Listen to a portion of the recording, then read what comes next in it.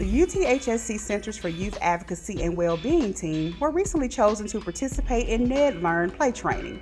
Follow us through our journey of discovery, training, and implementation as Dr. Alta Stewart, the Center's Director and Chief of Social Community Psychiatry, staff, and other key players share why play is important to Shelby County, Tennessee.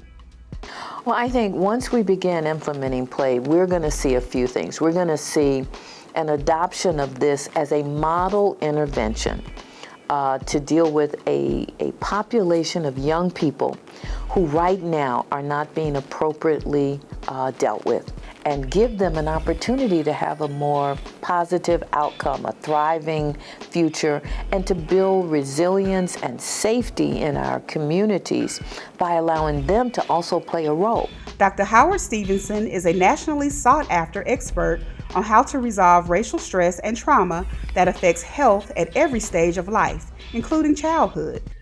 Well, the play intervention, play, PLAAY, stands for Preventing Long-Term Anger and Aggression in Youth. And in general, it's really not about just those two emotions. It's about all of our emotions and being more aware of and making better decisions when we notice what effect our emotions have on us, including our bodies, our thoughts, and our feelings. So play is really around helping young people to devalue the use of violence as a strategy to manage their stress. And so oftentimes when somebody challenges your personhood, your identity, your race, your gender, or whether you're strong or weak, we often feel like using physical or verbal violence is a way to protect ourselves. And sometimes, honestly, it may work, but most of the time it doesn't. And so we try to add other skills that young people can learn besides violence to negotiate these negative encounters. And particularly for Black and Brown youth who have to face a lot of rejection from very different angles, not only the neighborhood, but also the schools, from teachers. And a lot of our research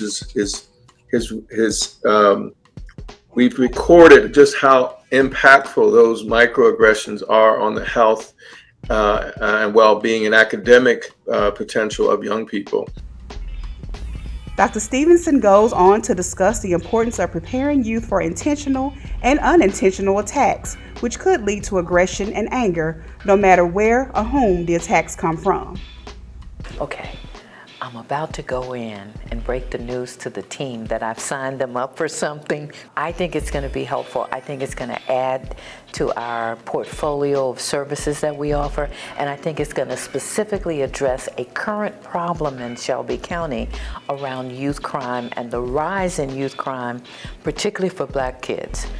Boys specifically. So I'm hopeful, I've crossed my fingers that they're going to see the opportunity that this represents, and we'll see how it goes. They're gathered for what they think is a staffing, and I'm joining. Was that Remy? Oh, okay. Hi, thank you. Hey everybody, how's everybody doing? Good. I know y'all were waiting on me. I'm sorry I got held up at another meeting. I want to thank y'all for letting me interrupt your staffing, or join the staffing, I guess. Everything went well? Yes. Everything's good? Okay. Okay. Yeah. I'm here because I wanted to tell y'all some good news. We have a new program that we're going to start, and y'all are the team that I have created to get the training on this new program. After Dr. Stewart informed us that our team was selected for the play training, we were both excited and unsure of what this would entail. Just so you know, the play training itself has led to me being open. It led me kind of vulnerable and kind of put me in a position of, bringing back some of my own past trauma, and led me to think of like some of my own actions. It led me to just think about, just some of our own young men, how the trauma that you live through kind of has a direct display on your actions, and maybe that can be somewhat of explanation for some of the things that we've been seeing here in the city lately. Shortly after the training, the staff began visiting locations and meeting with students discussing how they deal with conflict at home and school. When you're in the psychiatrist and seeing a person in your clinic, you only have a short amount of time with them, but this intervention allows you to interact with kids in their natural setting at play. So also offering interventions in the middle of those sessions like basketball or team sports can be really helpful, and building those resilience strains early on.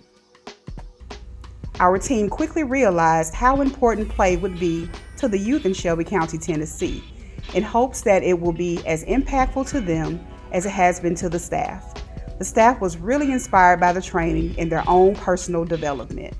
CLCBE, calculate, locate, communicate, breathe, and exhale. Using that particular intervention will help from a young child to do what that talks about, to calculate, what's going on, what they're feeling, to locate where it is, where they're feeling it, communicate about what they are feeling and experiencing, breathe and for 5 seconds backwards, forwards, and then exhale.